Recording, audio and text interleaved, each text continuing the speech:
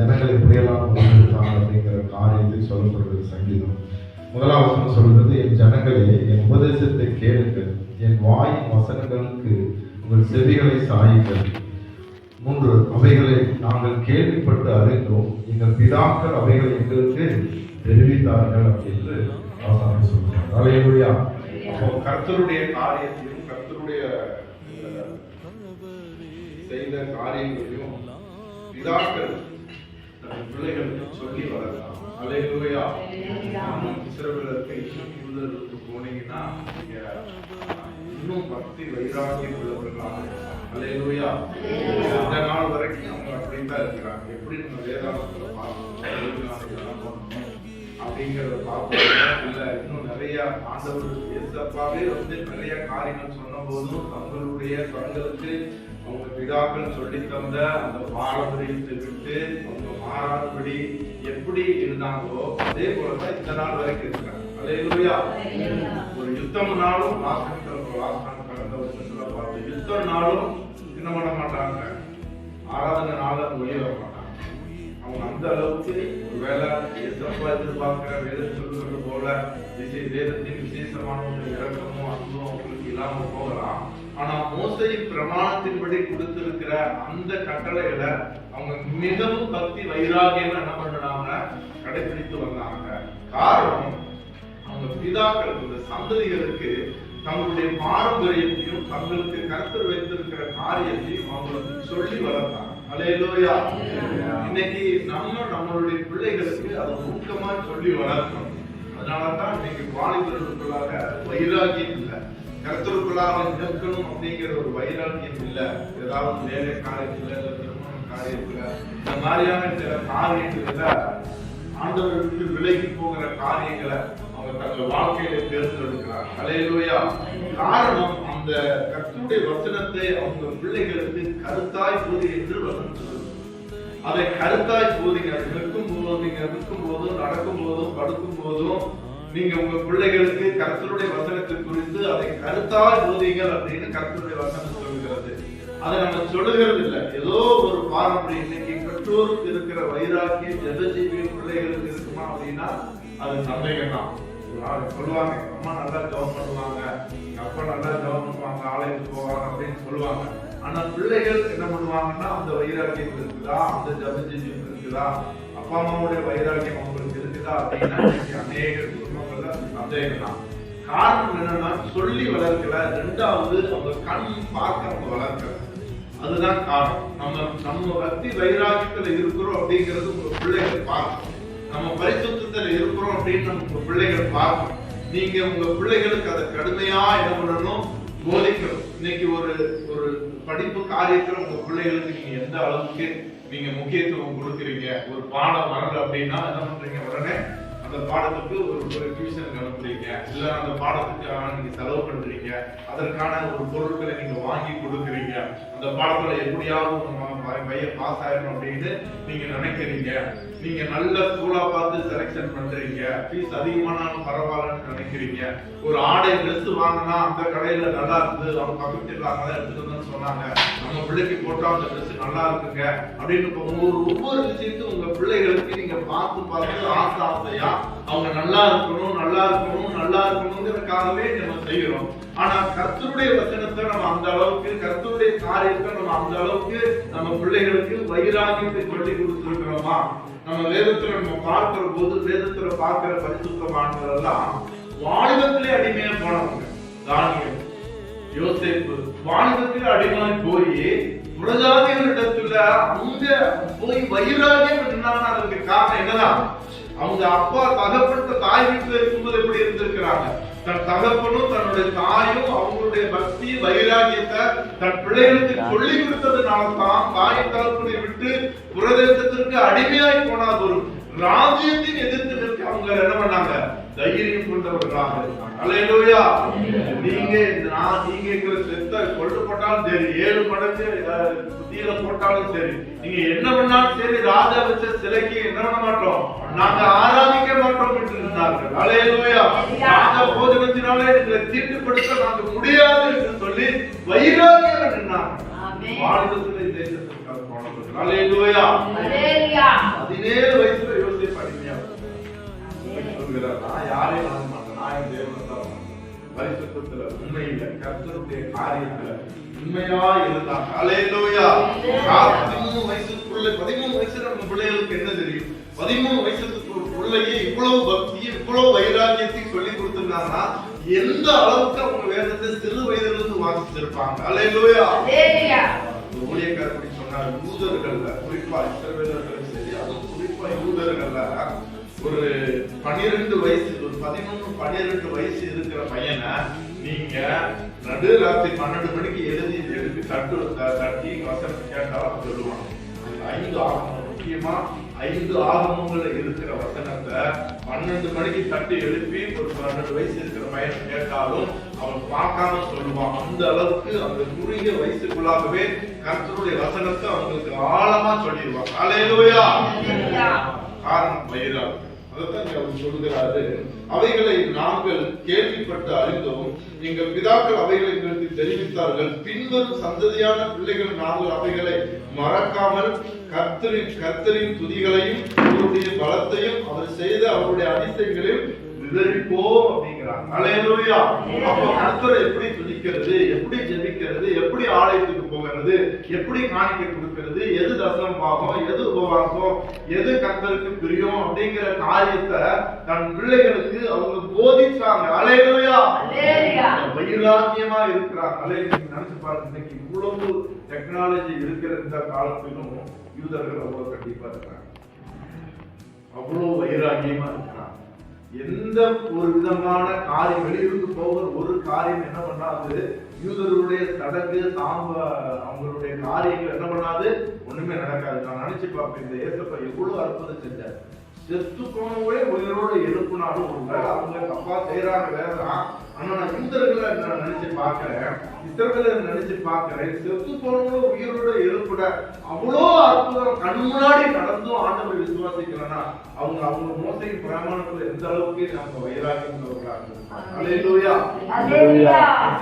புரிஞ்சுக்கல, ஏன்னா வேதம் சொல்வதற்கு ஒருத்தர் வருவாரு, நீங்க நிறைய பேர் வருவாங்க எழுப்புவாங்க, நீங்க எல்லாம் நம்பாதீங்கன்னு பழைய ஏற்பாடு புதிய ஏற்பாடுல பழைய ஏற்பாடே சொல்லி இருக்கு. அல்லேலூயா. அந்த வசனத்தின் அடிப்படையில தான் அவங்க நம்ப மாட்டேங்கிறாங்க. அந்த வசனத்துக்கு நமக்கு இப்ப நமக்கு வெளிப்படுத்த சொல்லுதா, அந்த மாதிரி அற்புதம் நடக்கும், அதிசயம் நடக்கும், ஏசப்பாவத்தர் வந்துட்டாருன்னு சொன்னா நீங்க நம்பாதீங்கன்னு சொல்லி நம்ம ஊர்ல ஒரு நான் தான் ஏசப்பா நீங்க நம்பிருக்கீங்களா, என்ன சொல்லுவீங்க? அதெல்லாம் வசனத்துல போட்டிருக்கீங்க, நம்பக்கூடாதுன்னு, நான் நம்ப மாட்டாங்க அப்படின்னு தான் நம்ம சொல்லுவோம். ஏன்னா இன்னொரு வருகை இல்ல அப்படின்னு சொன்னா, இனி அவர் வந்தாருன்னா நான் இங்க இருக்கதான் வருவார், இனி ரகசிய வருவதா, இனி ஒரு பயங்கர வருகிறதா, இனி அவர் மனுஷனால பிறந்து வரப்போவது இல்லை அப்படிங்கிற சத்தியத்தில் நம்ம எப்படி இருக்கிறோம், ஆழமா இருக்கிறோம். அதே போல அவங்க ஆழமா இருக்கிறாங்க. அதனாலதான் அவங்க நம்மள காரணம் அவங்க மாத்திரம் இல்ல, அவங்களுடைய பக்தி வைராக்கியத்தை சந்ததிகளுக்கு கடத்தினாங்க. அல்லேலூயா. நீங்களும் நம்மளுடைய பிள்ளைகளுக்கு நம்மளோட பக்தி வைராக்கியத்தை சந்ததிகளுக்கு கடத்தணும். அல்லேலூயா. கர்த்தருடைய காரியத்தை குறித்து, விசுவாசத்தை குறித்து, ஜெபத்தை குறித்து, வேதத்தை குறித்து நம்ம பிள்ளைகளுக்கு வைத்துட்டு போகணும். அல்லேலூயா. அது ஒண்ணுதான் நம்ம பிள்ளைகளுக்கு நம்ம வச்சுட்டு போற சொத்து. வேற சொத்தெல்லாம் நீ எப்படி இருக்குன்னு நமக்கு தெரியல. அல்லேலூயா. அதெல்லாம் என்ன பண்ணிடும், ஒரு நாள் அழிஞ்சு போயிடும். நம்மளோட நம்ம பிள்ளைங்க கர்த்தருக்கு சித்தமான ஆசீர்வாதமா இருந்து அதெல்லாம் சம்பாதிச்சுக்குவாங்க. அதெல்லாம் பெரிய விஷயம் இல்லை. இன்னைக்கு நம்ம தான் சம்பாதிக்கணுமா, நம்மளோட உலகத்தை எவ்வளவு சம்பாதிச்சு வச்சிருக்கிறாங்க. அல்லேலூயா. அப்ப அது ஒண்ணும் பெருசு கிடையாது. நம்ம கர்த்தரை விட்டுட்டு போறோம்னா நம்ம பிள்ளைகளுக்கு, நான் இன்னைக்கு நான் மறிச்சா என் பிள்ளைங்க விசுவாசம் இருப்பாங்களா, ஜெபத்தில் இருப்பாங்களா, ஒழுங்கா ஆலயத்துக்கு போவாங்களா, ஒழுங்கா ஜெபம் பண்ணுவாங்களா, ஒழுங்கா கர்த்தரை தேடுவாங்களா, உபவாசிப்பாங்களா, கர்த்தர் சமூகத்துல காத்திருப்பாங்களா, எனக்கு இருக்கிற ஜெபஜீவி என் பிள்ளைகளுக்கு இருக்குதா அப்படின்னு நீங்க ஒவ்வொரு நாள் உங்க பிள்ளை நீங்க உங்களை சோதித்து பார்த்து அதை அந்த விசுவாசத்தையும் அந்த ஜெபஜீவத்தையும் உங்க பிள்ளைகளுக்கு நீங்க இருக்கிற காலங்களுக்கு உங்க பிள்ளைகளுக்கு அதை வச்சுட்டு போங்க. அல்லேலூயா. அது ஒண்ணுதான் கர்த்தர் உங்ககிட்ட எதிர்பார்க்கிற பெரிய கிருபை. அதுக்காகத்தான் நம்மளை பெற்றவங்களா வச்சிருக்கிறாங்க. அதான் சொல்லுகிறது, இந்த பிள்ளைகள் எப்படி பக்தி உள்ள சந்ததியாக பெறும்படிதான் அவர் என்ன பண்றார், சந்ததிகளை தரார் அப்படின்னு வேதம் சொல்லுகிறது. அல்லேலூயா. 4ஆம் வசனம் சொல்லுகிறது, இனி பிறக்கும் பிள்ளையாகிய பின் சந்ததியார் அதை அறிந்து கொண்டு அவர்கள் எழுப்பி தங்கள் பிள்ளைகளுக்கு அவைகளை சொல்லும்படி. இனி பிறக்க போற பிள்ளையும் என்ன பண்ணும், அவங்களே எழுப்பி அவங்களோட சந்ததி. நீங்க பிறக்க போற பிள்ளைய நம்ம பார்க்கல கண்ணுல, ஆனா அவங்க எழும்பி அவங்களுடைய சந்ததிக்கு கர்த்தருடைய காரியத்தை செய்யும்படியாக அந்த அளவுக்கு உங்க பிள்ளைகளுக்கு கர்த்தருடைய வசனத்தை நீங்க திட்டமா போதிங்கிறார். அல்லேலூயா. வெளிநாட்டுல போய் செட்டில் ஆனவங்களாம் பார்ப்போம். அவங்களாம் வரும்போது லண்டன்ல எங்க அண்ணன் குடும்பம்லாம் இருக்கிறாங்க.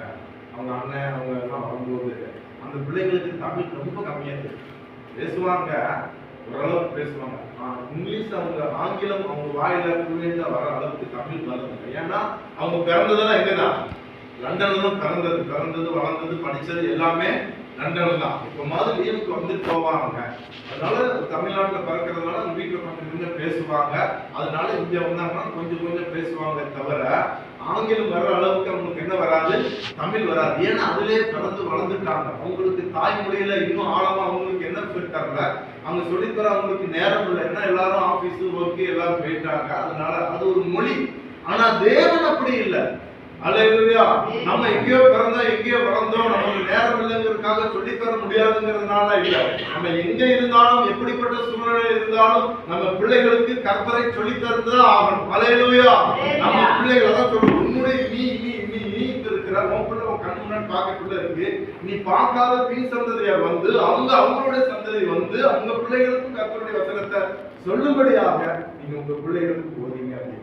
அல்லேலூயா. அதெல்லாம் சொல்றாரு பாருங்க. மறுபடியும் சொல்றாரு. இவைகள் எல்லாம் 14 அவருடைய செய்களையும் அவர் தாங்கள் காண்பித்த அதிசயங்களும் மறந்தார்கள். எல்லாம் மறந்து கர்த்தர் இந்த வசனங்கள்லாம் உங்களுக்கு தெரிஞ்சிருக்கும். கடலை திறந்தாரு, அவர் ஆகாரத்தை கொடுத்தாரு, வானத்தை மண்ணாம யோசித்தாரு, எப்படி காரியங்கள் எல்லாம் செய்தாரு. இதெல்லாம் தங்கள் சந்ததிகளுக்கு அவங்க சொல்லி வளர்க்கணும். அவங்க எல்லாமே ஆண்டவர் ஒரு கட்டளையா அவர் எல்லாம் அடையாளமாக வைத்தார். அல்லேலூயா. ஆண்டவர் எங்க போனாலும் என்ன சொன்னார்? இது ஒரு அடையாளம். பஸ்கா நமக்கு ஒரு அடையாளம். அப்படித்தானே? அதே மாதிரி ஒரு திருவிருந்து நமக்கு ஒரு அடையாளம். அந்த யோர்தான் நதியை கடக்கும் போது அங்க ஒரு 12 கல்லை வை, இதுக்கு ஒரு அடையாளம். இது உங்க பிள்ளை சந்ததிகள் நாளைக்கு வந்து கேட்பாங்க, இது ஒரு அடையாளம். இன்னைக்கு ஓய்வு நாளை கடைபிடிக்கிறது பாத்தீங்களா, இது ஒரு அடையாளம். வேறு சொல்வது நீயும் சந்ததியும் இது கர்த்தருக்கு பரிசுத்தமான நாள் என்று அறியும்படியாக இது உனக்கும் உன் சந்ததிக்கும் இருக்கிற என்னுடைய உடன்படிக்கைங்கிறார். அல்லேலூயா. ஏன் ஓய்வு நாள்ல கூடுற சும்மா ஆராதனை? இது நம்ம பிள்ளைகளுக்கு வைத்துட்டு போகிற ஒரு பெரிய கிருபை. வாரம் என்ன ஆனாலும் நாங்க என் தாய் தகப்பன் ஆலயத்துக்கு வருவாங்க அப்படின்னு நம்ம பிள்ளைகளுக்கு வைத்துட்டு போகிற ஒரு பக்திக்குரிய காரியம் தான் ஆராதனை. அல்லேலூயா. ஏதோ பாட்டு பாடி வர்றோம், காணிக்கை கொடுக்குறோம், போடுற கூட்டம் முடிஞ்சிடும் போறோம் அப்படிங்கிறதுல நம்ம சந்ததிகளை கர்த்தருக்குள்ளாக நிலைத்திருக்கிற ஒரு உடன்படிக்கை தான் இந்த ஓய்வு நாள். அல்லேலூயா. இப்ப நம்ம பிள்ளைகளுக்கு ஓய்வு நாள் கர்த்தருடைய நாளை குறித்து, கர்த்தருடைய ஆராதனை குறித்து ஒரு பக்தி வைராகியம் நம்ம பிள்ளைகளுக்கு வைத்திருக்கோம். அல்லேலூயா. ஆண்டவர் எல்லாமே உங்க பிள்ளைகளுக்கு வைக்கிறார். இந்த பஸ்கா எதுக்கு அப்படின்னு சொல்றாரு. நாளைக்கு ஒரு சந்ததி கேட்கும். அப்ப சொல்லு, நான் எதிர்த்துல அடிமை இருந்தேன். அப்ப ஆண்டவர் என்ன பண்ணார்? தலைச்சல் பிள்ளைகளா எயித்தோட தலைச்சல் பிள்ளைகளா அழிச்சாரு. அப்ப நம்ம வீடு மட்டும் பாதுகாக்கப்பட்டுச்சு. அப்ப ஆட்டுக்குட்டியினுடைய ரத்தம் பூசப்பட்டுச்சு. அதற்கு அடையாளமாக இந்த பஸ்கா அப்படின்னு ஒரு அடையாளம். இப்ப நமக்கு திரும்ப என்ன அடையாளம்? இயேசு கிறிஸ்து நினைவு கூறுகிற அடையாளம். நமக்காக ஆண்டவர் வானத்திலிருந்து வந்து அந்த மகிமை சிங்காசனத்தை விட்டு மனிதரா வந்து நம்ம பாடுகள்லாம் சுமந்து நமக்காக பிடிக்கப்பட்ட அவருடைய சதை, நமக்காக சிந்தப்பட்ட அந்த ரத்தம், அது நமக்கு அடையாளம். நம்ம சந்ததிகளுக்கு அது அடையாளம். இயேசு கிறிஸ்து நமக்காக மரித்தார் என்பது நம்ம சந்ததிக்காக விட்டு போகிற அடையாளம் தான் திருவிருந்து. அல்லேலூயா. இது வெறும் ஒரு சடங்கு சாம்பல் மட்டும் கிடையாது. ஏதோ ஒரு பாரம்பரியமா அவங்க பண்றாங்க, இதுவும் ஒரு பாரம்பரியம், கிறிஸ்துவனா வந்து அது பண்ணணும் அப்படிங்கிறது ஒரு பாரம்பரியம் கிடையாது. நம்ம பிள்ளைகளுக்கு நம்ம வைத்துட்டு போகிற ஒரு அடையாளம், உடன்படிக்கை. அல்லேலூயா. எல்லாமே ஒரு அடையாளம் தான். ஆலயம் ஒரு அடையாளம் தான், நம்ம பிள்ளைகளுக்கு ஆராதனை ஒரு அடையாளம் தான், திருவிருந்து ஒரு அடையாளம் தான், உபவாசம் ஒரு அடையாளம் தான், ஜெபம் ஒரு அடையாளம் தான், வேத வாசிப்பு ஒரு அடையாளம் தான். அல்லேலூயா. அடையாளம் இல்லாம எதுவும் இல்லை. கர்த்தர் எல்லாவற்றையும் அடையாளமாக வைத்து விட்டு தான் போனார். அல்லேலூயா. தன் பிறப்பு கூட ஒரு அடையாளமாக இருக்கும். அல்லேலூயா. நான் கிளைசபையில் சொல்றேன்னு நினைக்கிறேன். பிறக்கும் போது ஆண்டவர் பிறக்கும் போதுதான் அப்படின்னு சொல்லிக்கிறது. அப்பதான் அகஸ்து ராயனால் உலகமெங்கும் குடிமதிப்பு எழுதப்பட வேண்டும் ஒரு சட்டம். இப்போ அகஸ்து ராயன் ஆஸ்திரேலியா எடுத்துட்டு போறோம். இஸ்ரேலுக்கு மட்டும் வச்சுட்டு போன்னு சொல்லல, உலகம் எங்கும், அமெரிக்காவில் இருந்தாலும் சரி, இந்தியாவில் இருந்தாலும் சரி, எந்த நாடாக இருந்தாலும் சரி, உலகம் எங்கும் முதல்ல குடிமதிப்பு மதிப்பு எப்பதான் ஆண்டவர் வச்சாரு? அவர் எப்ப பிறந்தாரோ அப்பதான் வச்சாரு. ஏன் அப்ப வச்சாரு? அதனாலதான் இன்னைய வரைக்கும் கிறிஸ்து பிறக்கிறதுக்கு முன்னு கிறிஸ்து பிறக்கிறதுக்கு பின்னாடி இருக்கு. இல்லாட்டினா அது இருக்காது. முதல் குடியிருப்பு மதிப்பு எப்போ எழுதினாங்களோ, எப்போ வந்ததோ, அதற்கு பின்பு இருக்கிற சட்டம், அதற்கு முன்னாடி இருக்கிற சட்டம் அப்படின்னு ரெண்டா பிரிஞ்சாங்க. அப்போ என்ன, அப்ப எப்போ அதை வச்சாங்க அப்படின்னு, அப்ப யார் பிறந்தா, அப்ப யார் என்ன காரியம் நடந்துச்சுன்னா இயேசு பிறந்தார். அப்ப இந்த காரியத்தை வச்சது யாரு? தேவன் தான் வச்சார். ஆண்டவர் தான் தான் பிறப்புக்கு ஒரு அடையாளம். இந்த உலகம் இந்து இன்னைக்கு புறஜாதி சொல்லலாம், ஒரு வெளிநாட்டு கடவுள், ஒரு கடவுளே இல்ல, ஒரு மனிதர்கள் அப்படின்னு இன்னைக்கு 1000 பேர் சொல்லலாம். ஆனா இயேசு ஒரு கடவுள் என்பதை சரித்திரம் சொல்லும். அதை யாரால் மாற்ற முடியாது. அல்லேலூயா. அதை சரித்திரமாக வைத்துட்டு போனார். ஏன் இன்னை வரைக்கும் யார் சொன்னாலும் திமுக தான். ஒருவேளை இன்னைக்கு நம்ம பாட புத்தகத்துல இன்னைக்கு வந்தவங்க மாற்றி இருக்கலாம். ஆனா வேற வழி டேட் என்னதான் போட்டாங்க, இயேசு பிறந்து இந்த நாள் ஆட்சி கொடுத்தாங்க. இந்த 2026ஆம் வருஷம் இன்னைக்கு எத்தனாம் தேதி? 10ஆம் தேதியா? 11ஆம் தேதி 11 நாள் ஆச்சு. இயேசு பிறந்து 2026 வருஷம் 11 நாள் ஆச்சு. இதை யாரும் மாற்ற முடியாது. இன்னைக்கு தேதி தான் ஆண்டவர் நமக்காக வைத்துட்டு போயிருக்கிற ஒரு பெரிய அடையாளம். அல்லேலூயா. யார் வந்தாலும் மாற்ற முடியாது. இன்னைக்கு கிறிஸ்து இல்லைன்னு சொல்றவங்களும் இன்னைக்கு டேட் தான் போட்டாங்க, வேற வழி கிடையாது. ஏன்னா இது தேவன் சரித்திரமாக வைத்துட்டு போனார். ஏன்னா நீ எத்தனை சந்ததி வந்து கேட்டாலும் எதுக்கு இந்த 2026 உலகம் உருவாக்கி 2026 ஆச்சா? இல்ல உலகம் உருவாக்கிலாம் அது 6000 வருஷத்துக்கு மேல ஆச்சு. அப்ப ஏன் 2026 போட்டிருக்கு? ஏன் 6000 வருஷத்துக்கு போகல? ஏன்னா இயேசு பிறந்து 2026 வருஷம் ஆச்சு.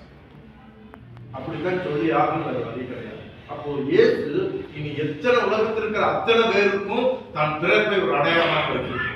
அல்லேலூயா. அதே போலதான் வேதாகம் நம்ம பிள்ளைகளுக்கு நம்ம வைத்துட்டு போகணும். சத்தியத்தை வைத்துட்டு போகணும். நம்ம ஜெபஜீவியத்தை நம்ம பிள்ளைகளுக்கு வைத்துட்டு போகணும். இதெல்லாம் தெரியாதவங்க பிதாக்கள் வழிவிடுனாங்க, பிதாக்கள் பாவம் செஞ்சாங்க, தேவனுக்கு கோபம் ஊட்டினாங்க, அதனால அவர் அடித்தார். ஏன் அடித்ததுன்னு சொல்றாங்க? பிதாக்கள் பாவம் செஞ்சு ஆண்டவர் ஒண்ணும் பண்ணல அப்படின்னா அப்ப நம்ம பாவம் செய்யலாம் விட்டுருவாங்கல்ல. அதனால பிதாக்களை அடித்தார். ஏன் அடித்தாரு? நீ உன் பின்னாடி வரவங்க பாவம் செய்யக்கூடாது.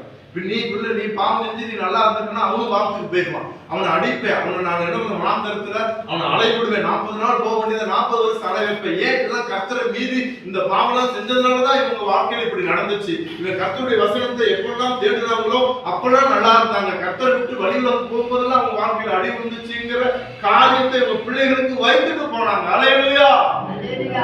வசனங்கள் எல்லாம் ஆண்டவர் வைத்திருக்கிறார். அல்லேலூயா.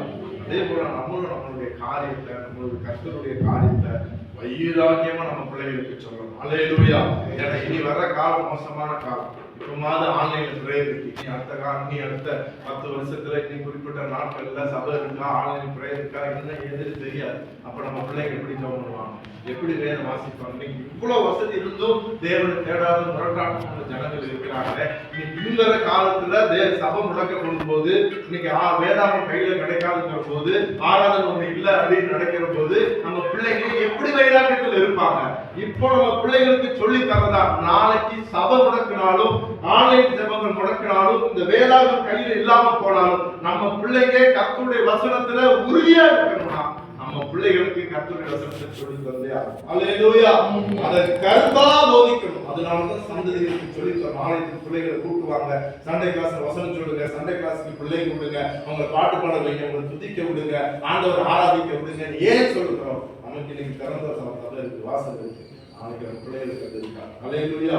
அப்போ இல்லாத போது கர்த்தரை மறந்துருக்கிறார் காரணம் நம்ம இப்போ இது செய்ய வேண்டியது அவசியமாக இருக்கிறது. அல்லேலூயா. இதெல்லாம் நீங்க உங்க பிள்ளைகளுக்கு சொல்லித்தாங்க. அவங்க வாலிபத்துல பின் நாட்கள்ல அவங்க சந்ததிக்கு தலைமுறையா அவங்க அந்த பிள்ளைகளுக்கு சொல்லி தந்து கர்த்தருக்குள்ள இருக்கிற சந்ததிகள் கொண்டு பேர் வருவாங்க. அல்லேலூயா.